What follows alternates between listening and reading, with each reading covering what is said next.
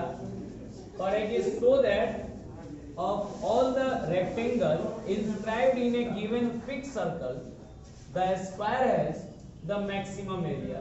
इसका मतलब ये है कि कोई सर्कल है, उस सर्कल के अंदर में कोई रेक्टेंगल है और वो रेक्टेंगल को एक स्क्वायर दिखाना है। Rectangle is a square, rectangle जो है एक स्क्वायर है, पहला चीज ये।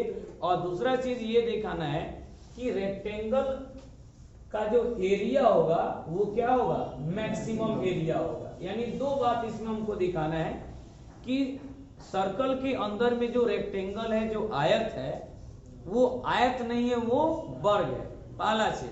और दूसरा चीज दिखाना है कि वो रेक्टेंगल का एरिया जो होगा सो क्या होगा, मैक्सिमम होगा। दो बात आपको दिखा देना है। तो देखिए इसमें सबसे पहले हम लोग लिखेंगे, इसका सॉल्यूशन हम लोग देखेंगे। एक फिगर पहले इसको बनाइए, इसका एक फिगर बनाइए। तो सबसे पहला काम हम ये करेंगे कि इसका एक सर्कल पहले खींचिए, एक सर्कल ट्रेस कर दिए।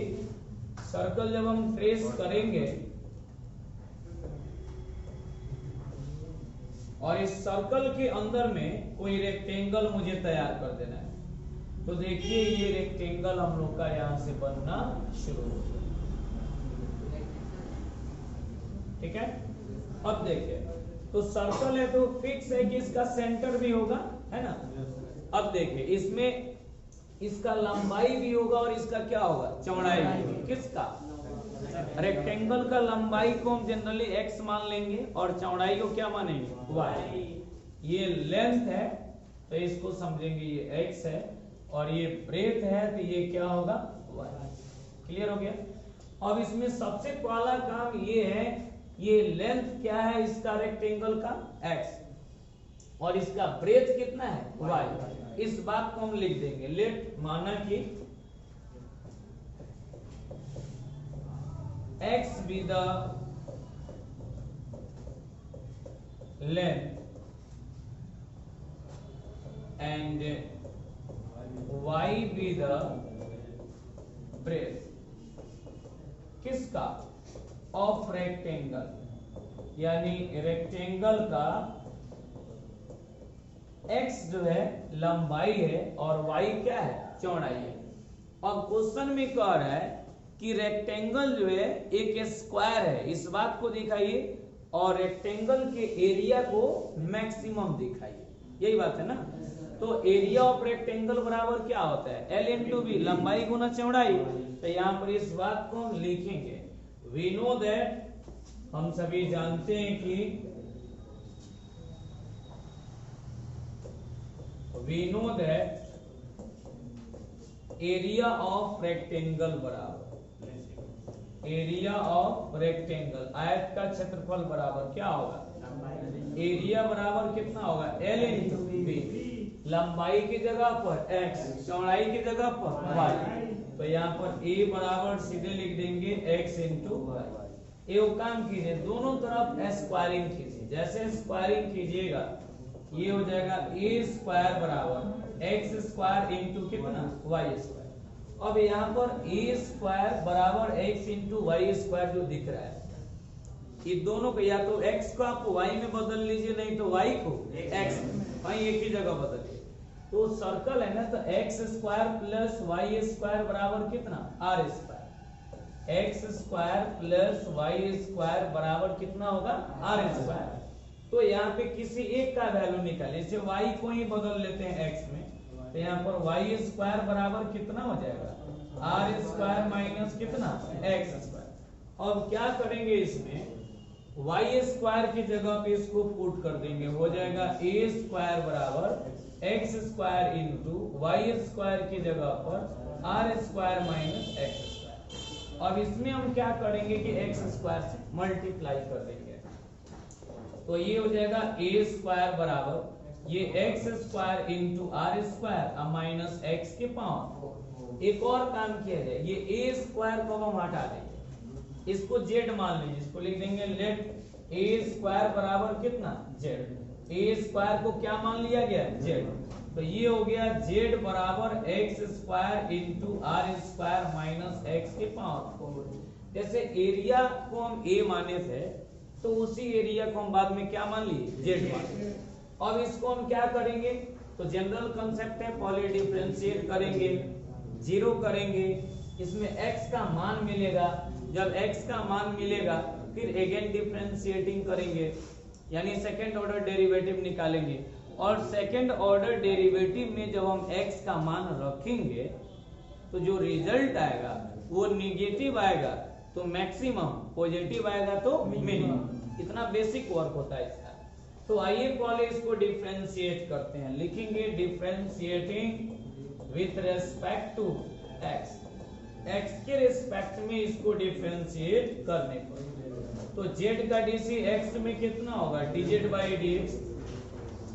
देखिए यहाँ पे ये r स्क्वायर क्या है, r स्क्वायर कांस्टेंट है। देखिए इसमें कोई एक ही कांस्टेंट हो सकता है, जैसे r को यदि आप कांस्टेंट समझेंगे तो x वेरिएबल होगा, तो r तो जनरली रेडियस कांस्टेंट ही होता है, तो r स्क्वायर को बाहर करेंगे तो x स्क्वायर का dc 2x और x के पावर 4 का dc 4 into x के पावर 3। अब देखिए ये किसका मान निकला, dz बाई dx का, इसको आप लिख देंगे 2 into r square into x minus 4 into x। अब इसमें काम ये करेंगे कि अब मैक्सिमा और मिनिमा के लिए इसको हम जीरो प्रूव करेंगे, किसको, dz बाई dx को लिख देंगे फॉर मैक्सिमा और मिनिमा, मैक्सिमा और मिनिमा के लिए लिख देंगे पुटिंग dz बाई dx बराबर 0, इसको 0 पुट कीजिए तो ये कितना हो जाएगा, दिस बराबर 0, तो लिख दीजिए 2 into r square into x minus 4 into x cube बराबर 0। अब इसमें काम किया जाए, काम हम लोग ये करेंगे, हम लोग को इसमें किसका मान निकालना है, x का, तो x का मान निकल जाएगा। देखिए सबसे पहला काम ये कीजिए, यहाँ पर 2 into r square into x बराबर, इसको इधर भेज देते हैं, माइनस में तो इधर जाएगा तो कहाँ जाएगा, प्लस में जाएगा, तो इसको हम लिख देंगे 4 into x क्यूब। अब यहाँ पर जो टर्म कटने वाला है सबको कटा दीजिए, तो टर्म ही कट जाएगा, ये कितना हो जाएगा, 2 दूनी 4, यहाँ से x भी एक कट जाएगा, क्या बचा, ये r स्क्वायर बराबर 2 into x स्क्वायर, यहाँ पे स्क्वायर बच गया। देखिए ये 2 मल्टीप्लाई में इधर आएगा तो डिवाइड में आ जाएगा, तो यहाँ पर हो जाएगा सीधे r स्क्वायर बाई 2 बराबर x स्क्वायर, इधर लेके आइए x स्क्वायर बराबर r स्क्वायर बाई 2, स्क्वायर हटेगा तो रूट लगेगा, स्क्वायर हटेगा तो रूट लगेगा, तो ये देखिए स्क्वायर हटेगा तो इधर रूट लगेगा r स्क्वायर बाई 2।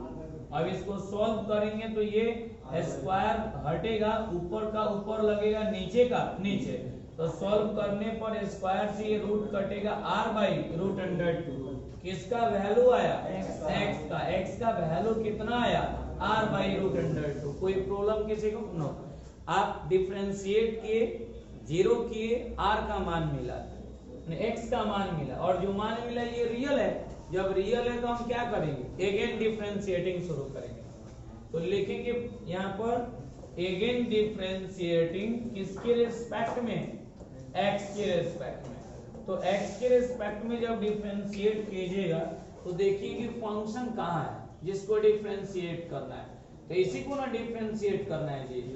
तो देखिए यहाँ पर ये वाला रिजल्ट है, इसी को डिफरेंशिएट करना है, तो dz बाई dx का dc जब हम निकालेंगे तो ये कितना हो जाएगा, d2z बाई dx स्क्वायर होगा कि नहीं। देखिए यहाँ पर इसको थोड़ा ऊपर कर देते हैं, हाँ ये देखिए, तो dz बाई dx का dc निकालेंगे तो हो जाएगा d2z बाई कितना, dx स्क्वायर, कितना हो जाएगा, d2z by dx square, d2z by dx square, यहाँ पर d2z बाई dx स्क्वायर बराबर 2 into r स्क्वायर, x का dc x में कितना हुआ माइनस 4 into x क्यूब का dc 3 into x square, x cube का dc 3 into x स्क्वायर।